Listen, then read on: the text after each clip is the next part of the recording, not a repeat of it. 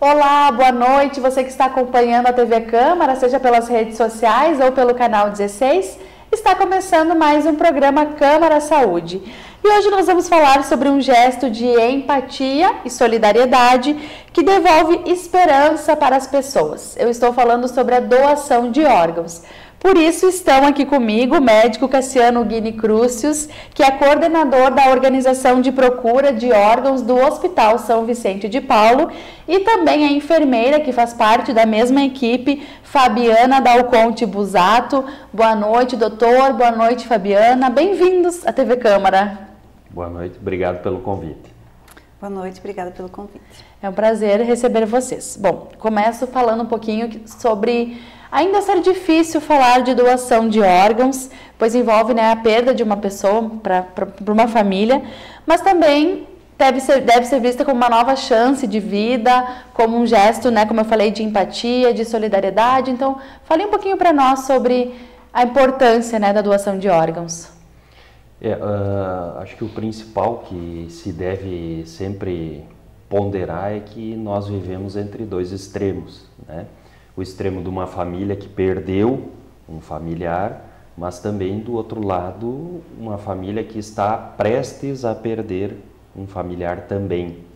Então, nós geralmente trabalhamos com esses dois lados. E por isso que tem que se levar em consideração essas duas situações para poder trabalhar e justamente tentar ajudar da melhor forma possível os dois lados. Como funciona essa equipe, então, de organização de procura de órgãos? Explique um pouquinho para a gente que trabalho é esse.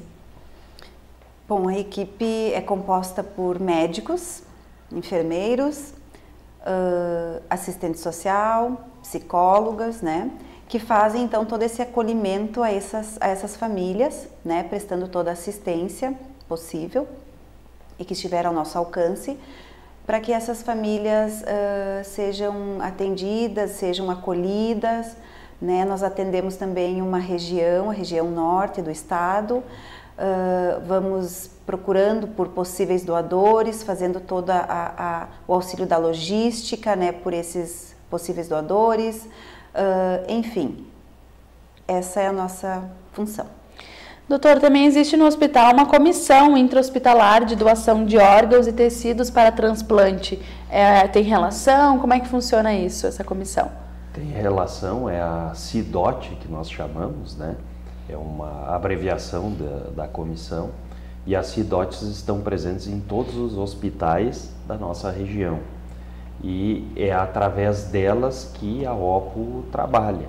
Então, nós, através das CIDOTs, auxiliando as CIDOTs nos hospitais da região, que fazemos o nosso trabalho. E como funciona, então, o processo de doação e captação dos órgãos? Vocês realizam esse processo só dentro do Hospital São Vicente de Paulo? Contem um pouquinho pra gente dessa logística, assim. Bom, eu vou começar, então, falando primeiro do mais importante, que é o diagnóstico da morte cerebral. Que quando nós falamos, assim, de doação de órgãos, a imensa maioria das vezes é doação de órgãos com um paciente que apresentou morte cerebral. Então, esse é o principal diagnóstico que nós temos que fazer, e eu sempre aproveito para explicar um pouco sobre morte cerebral, Então, é aqueles pacientes que tiveram um acometimento neurológico, uma lesão cerebral muito grave e que levou a essa condição de morte cerebral. A morte cerebral deve ser bem entendida, não deve ser confundida com coma, que muitas vezes se vê na imprensa, que um paciente após 10 anos de coma acordou. Mas então o próprio nome já diz, não é morte cerebral, é coma, e aí depois teve essa reversão. E o critério de morte cerebral é justamente ao contrário, ou seja, não existe reversão, então é a irreversibilidade, Também gostaria já de aproveitar a oportunidade e explicar um pouco sobre como é feito o diagnóstico de morte cerebral. Então, na suspeita de um paciente que tenha morte cerebral, se iniciam testes tá? Que são, na verdade, 6 testes para verificar a viabilidade do cérebro desse paciente, que é feito por um médico necessariamente habilitado para fazer isso. E depois esses mesmos testes são repetidos por outro médico que necessariamente não assistiu o primeiro teste.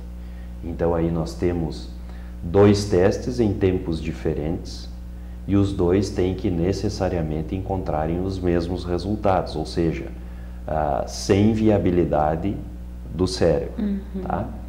E ainda assim, depois desses 2, tem mais um terceiro médico que faz um exame de imagem, que a gente chama um método gráfico, para ainda assim, um terceiro médico e daí afirmar que também esse cérebro não tem mais viabilidade.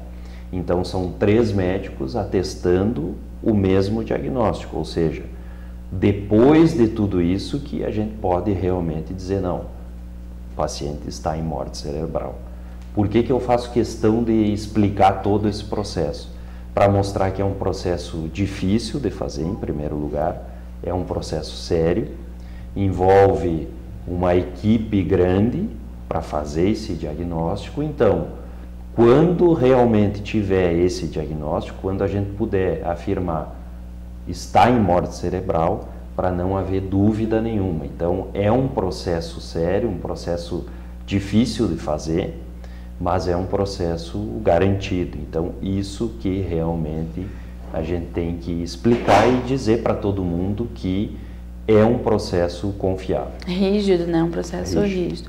Bom, aí então, detectando a morte cerebral, entra essa equipe multidisciplinar, Fabiana, que vocês comentavam, com profissionais especializados para que possam fazer então o primeiro contato com a família. Exatamente, entra a nossa equipe multiprofissional para conversar com essa família, né? Ver a possibilidade, oferecer essa possibilidade para a família, né? De ajudar outras pessoas, né? Então, é tão importante que as famílias e que as pessoas conversem, né, em casa, falem o seu desejo, expressem o seu desejo, a sua vontade de ser um doador, que nessa hora a família fica mais confortável, ela se sente mais confortada quando ela sabe o desejo do seu ente querido, né, na aceitação da doação. Nós vamos falar um pouquinho mais sobre isso. Vocês falavam que o Hospital São Vicente, enfim, a organização de procura, ela atende toda a região. Então, outros hospitais aqui mesmo da cidade ou da região em que há um paciente com morte cerebral, chama essa equipe de vocês, então. Isso é assim que funciona? Exatamente. A CIDOT do hospital, que é a comissão intra-hospitalar, nos chama, nos avisa. Claro que se tiver qualquer intercorrência, nós ajudamos.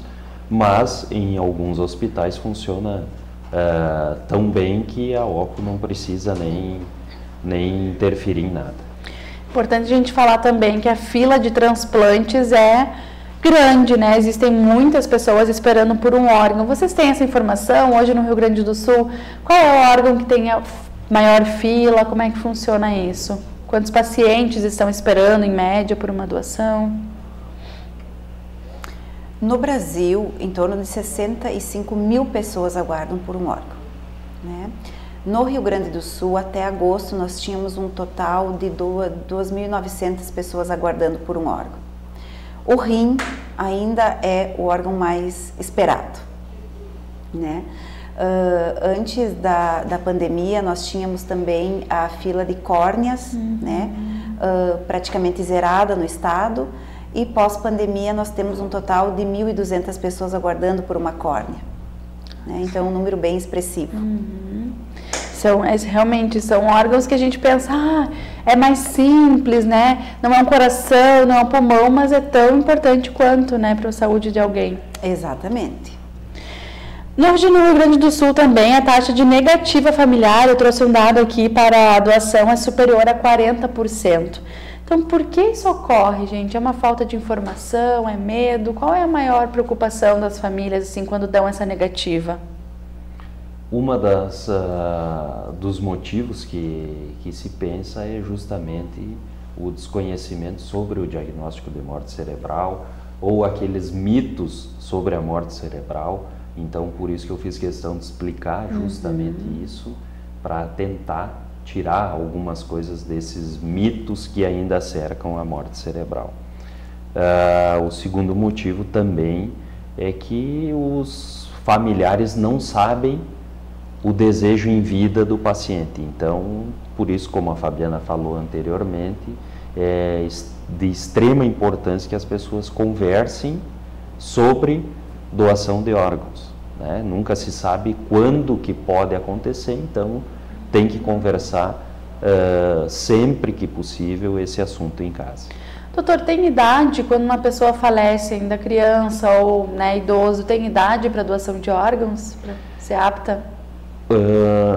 Idade absoluta, final, assim, não tem mais, mas geralmente é entre 1 e 70 anos, tá? A dificuldade anterior a 1 ano é justamente para se fazer o diagnóstico de morte cerebral. E após 70 anos, daí tem que avaliar caso a caso a viabilidade do órgão.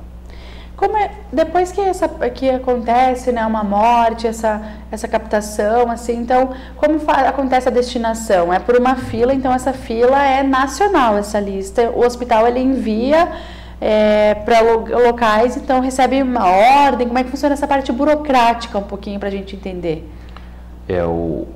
Nós temos, quando se tem o aceite da família, então se comunica a Central de Transplantes nossa aqui do Rio Grande do Sul e a Central de Transplantes do Rio Grande do Sul, que faz essa pesquisa para saber qual doador, qual receptor se encaixa com o doador que nós temos aqui em Passo Fundo, por exemplo. A questão da compatibilidade. Isso, da compatibilidade, de qual melhor órgão se encaixa com esse paciente. Quais são os critérios de compatibilidade, doutor? Existe o ABO, que é o sistema sanguíneo, e existem outros complexos de histocompatibilidade, que é o que a gente chama, que são feitos testes justamente para se poder saber se o paciente é compatível com o receptor ou não. Fabiana, é importante a gente falar que existe, né, uma ética envolvendo a doação de órgãos, então tanto o doador quanto o receptor não tem informação, né, de onde veio, de quem veio esse órgão, né, mais ou menos isso. Por que isso acontece?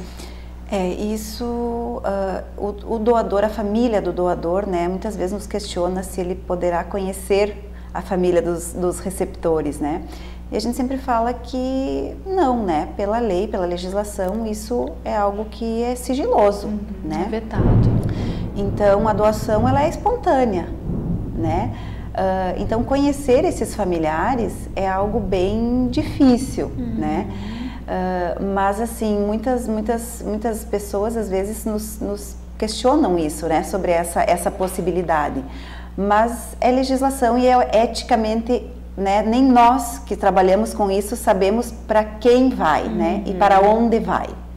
Então, é uma questão bem delicada. É como você falou, é lei mesmo, né? É uma legislação. Nós falávamos antes da negativa, eu queria voltar um pouquinho sobre esse assunto, que em 2023, né, vocês, por exemplo, a equipe, a OPO, lá do Hospital São Vicente, registrou 22 negativas, então 22 pessoas que poderiam ter doado os órgãos, né, isso não aconteceu. Isso poderia ter salvo muitas vidas, várias pessoas, né, dezenas de pessoas poderiam ter recebido órgãos. Como vocês lidam com isso? A que vocês atribuem, né, essa relação, essa negativa? Levando em consideração que uma pessoa, né, um doador em bom estado de saúde, ele pode salvar até 8 pessoas. Então, é um número bem expressivo, né, de pessoas que ele poderia salvar. Então, assim, toda vez que for aberto esse protocolo e que nós entrevistarmos essa família, né, nós temos que lembrar que esse doador, né, essa família, estará ajudando várias pessoas. Claro que nem todos, muitas vezes, nem todos os doadores são retirados toda essa quantidade de órgãos, né, mas é uma grande possibilidade. Né, disso acontecer. Agora que ela falava, doutor, sobre nem todos os órgãos são utilizados, digamos assim. Isso também tem que ser um processo muito rápido. No que acontece, né, a retirada dos órgãos, ou antes ainda da retirada, já acontece essa avaliação? Como é que é feito isso? Claro, a avaliação para saber qual receptor irá o órgão é feito antes da retirada, tá? Justamente para se diminuir o tempo de deslocamento e o tempo de isquemia do órgão. O que é o tempo de isquemia do órgão? É quando é retirado do doador até o implante no receptor.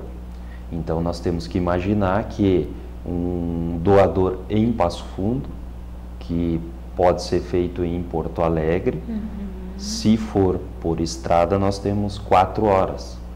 E tem alguns órgãos que não é possível isso, então a gente depende de logística aérea. Nós sabemos do nosso tempo nessa época, então tudo isso se leva em consideração. Sim, quando a gente fala, desculpa doutor, mas em logística aérea entra questões climáticas, entram muitas outras questões, né, disponibilidade.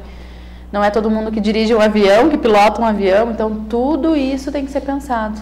Exatamente, e tudo isso contribui para aumentar o tempo de espera da família. Então nós sabemos de tudo isso que tem que levar em consideração e sabemos também que tem uma família aguardando para fazer o velório, para fazer o sepultamento do familiar. E é angustiante para a família essa espera. Então nós sempre estimamos um tempo, né? E se fala para a família, se conversa, se explica isso, e esse tempo por vezes aumenta. Claro que às vezes, felizmente, se consegue diminuir, mas a maioria das vezes é difícil que esse tempo diminua. Então a gente faz essa estimativa, mas explica esse processo todo para a família, para que se saiba que não é fácil. Então não é um tempo para ficar só arrumando algumas coisas, é um tempo realmente necessário, porque envolve justamente tudo isso, e até questão climática interfere muito aqui para nós. A gente vê bastante a imprensa divulgando, às vezes, algumas operações que a própria polícia faz para fazer, né, o acompanhamento de um órgão que vai daqui à capital, que vem da capital para cá, né, fazer esse acompanhamento. Então, envolve, sim, muita gente, é um momento muito importante, né, muito bonito também, né, isso. Então, vocês acabam entrando em contato com diversos órgãos, aí, diversas entidades, às vezes, para ajudar nesse processo. Claro, a Polícia Rodoviária Federal é uma entidade que nos ajuda parceira. Muito parceira da doação, e realmente precisa da ajuda de todos que se dispõem. Vocês falavam antes, doutor, você falava sobre a família que está aguardando para se despedir, né, enterrar essa pessoa que doou os órgãos. Uma pergunta que muita gente deve se fazer: quando uma pessoa, né, doa os órgãos, muda alguma coisa para o velório, né, para o enterro? As pessoas devem se perguntar: como eu vou fazer isso, se, né, foi retirado, como é que fica o corpo? Acho que as pessoas se fazem essa pergunta, né? Sim, mas assim, a nossa responsabilidade como profissionais e trabalhando, né, nessa área é entregar um corpo íntegro, né? Então a gente sempre fala para a família, né? Nossa responsabilidade é entregarmos um corpo íntegro para vocês poderem fazer todo o trâmite, né, o processo normal. Então assim, não tem tempo, não precisa ser caixão fechado, não, normal, né? Tudo um tempo normal que a família necessita para despedida. Olha só, isso é bem importante a gente falar, que às vezes eu acho que isso pode ser um motivo de negativa também, né? Pensar que não vai poder se despedir, né, do corpo físico da pessoa, né? Em setembro, então, aconteceu a campanha, uma campanha nacional de doação de órgãos, Setembro Verde. O Hospital São Vicente realizou diversas atividades sobre isso. Uma delas, recentemente, agora no fim do mês de setembro, foi uma parceria com o 2º Tabelionato de Notas, então, que é uma ação para orientar a população sobre a possibilidade de fazer o registro do desejo de ser doador de órgãos. Contem um pouquinho pra gente, né, qual foi o intuito dessa campanha, como ela funcionou. Isso foi algo assim muito interessante, né, e bem positivo. Acreditamos que vai ser positivo, né, ao longo dos dias, onde as pessoas podem então se deslocar ao tabelionato, né, aos tabelionatos e se declararem, né, fazer a escritura de doadores, né. O que isso interfere alguma coisa? As pessoas podem, né, questionar, tá, mas e se eu fizer isso, a minha família não precisa então da autorização, né? Como funciona? Na realidade, no momento em que a pessoa vai até o tabelionato, se declara doador, é apenas um documento, né? Mas informativo, exatamente. Mas nós ainda dependemos da família ter esse aceite, né? Então, assim, esse documento fica entre o tabelionato e a central de transplantes do estado, né? É sigiloso, né? Ninguém mais vai ficar sabendo desse documento. E no momento, então, que houver essa possibilidade, né? A central vai ter, então, esse contato que aquela pessoa foi até o tabelionato, se declarou, né? Para quê? Para que a gente informe a família e que a família tenha a decisão correta e que siga, né, esse desejo exatamente do seu ente querido. Claro, isso ajuda para aquelas famílias que não sabiam, né, o que a pessoa desejava. Exatamente, exatamente. Mas eu tenho aqui anotado da lei sobre que trata dos transplantes, né, a lei de 1997, ela diz que o cônjuge ou parente maior de idade até o 2º grau precisa autorizar a retirada, né, de órgãos. Então, mesmo que haja esse documento, a lei ainda diz que é sim a família, esse parente mais próximo que toma essa decisão. Exatamente, ainda continua sendo, né, a família responsável pela autorização. Se me permite, claro, o objetivo doutor, é apenas para informar uma família que talvez não fez essa conversa que nós estamos pedindo agora.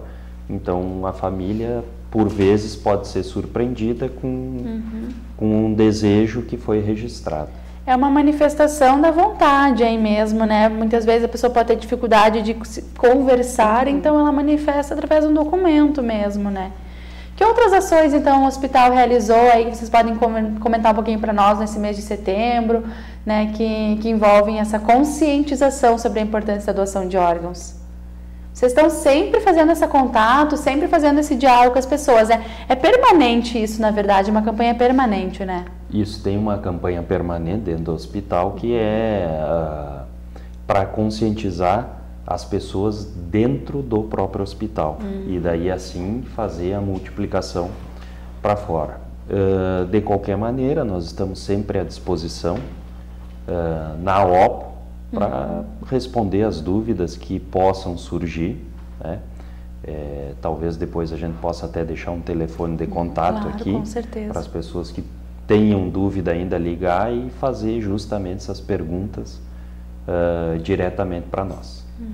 Doutor, você falava, né, que é uma campanha permanente, mas apesar de essa conscientização estar ali de uma maneira ou de outra exposta no hospital, as pessoas nunca acham que elas vão precisar tomar essa decisão, né? Elas nunca esperam que isso vai acontecer com elas. Por isso, às vezes, é tão difícil tomar essa decisão, porque é uma decisão rápida, né? A gente não espera que precise passar por isso.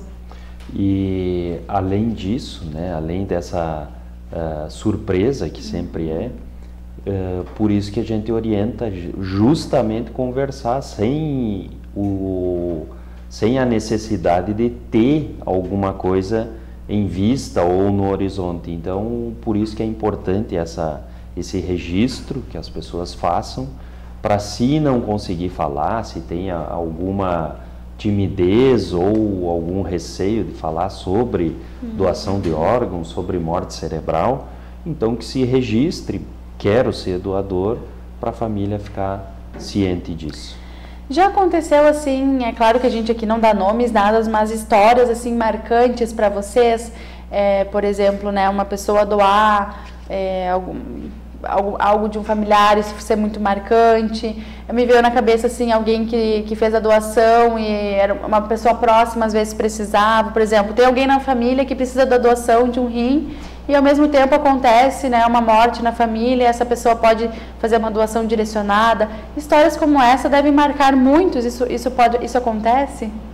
Acontece muito, e são essas as histórias que a gente leva, que são que marcam realmente o nosso dia a dia, tá? Não sei se eu posso contar uma delas. Isso, por favor, a gente aqui não cita nomes, nada, né? Isso.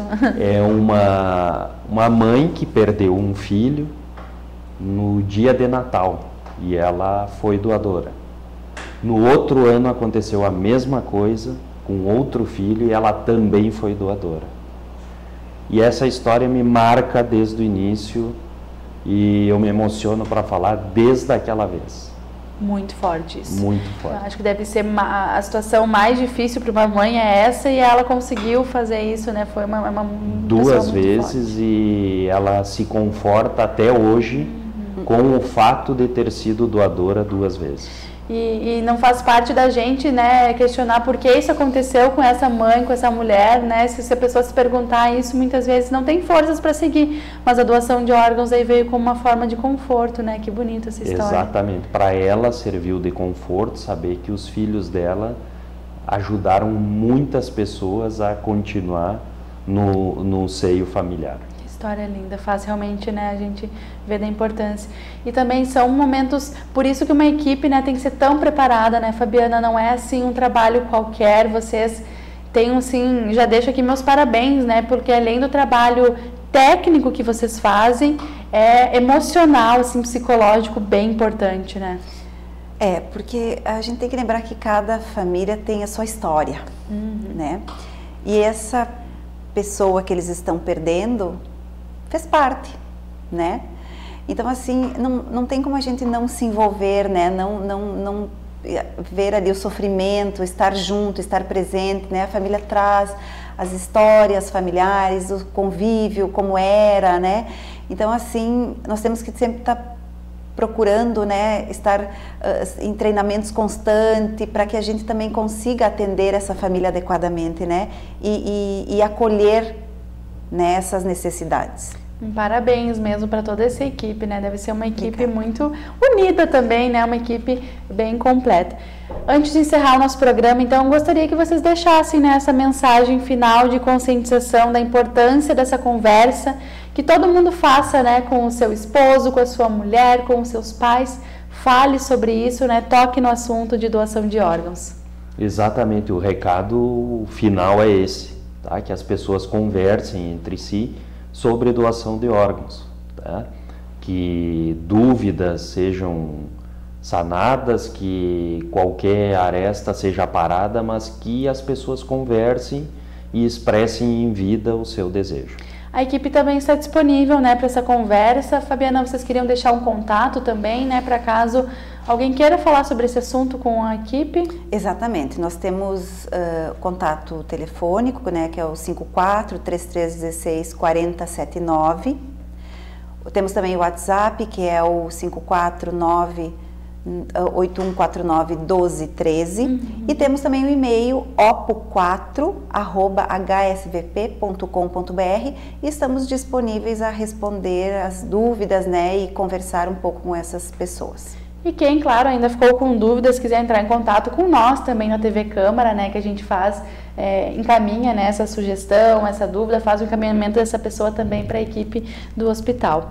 Doutor Cassiano, Fabiana, muito obrigada pela participação de vocês, como eu já disse, parabéns pelo trabalho, obrigada pela disponibilidade de vocês. Eu agradeço a oportunidade de falar aqui, tentar esclarecer algumas coisas e parabenizo vocês também por esse gesto no nosso mês de doação. Obrigada mesmo pela participação. Obrigada a você de casa que nos acompanhou em mais uma edição do programa Câmara Saúde, que hoje tratou sobre a doação de órgãos. Uma boa noite e até a próxima semana.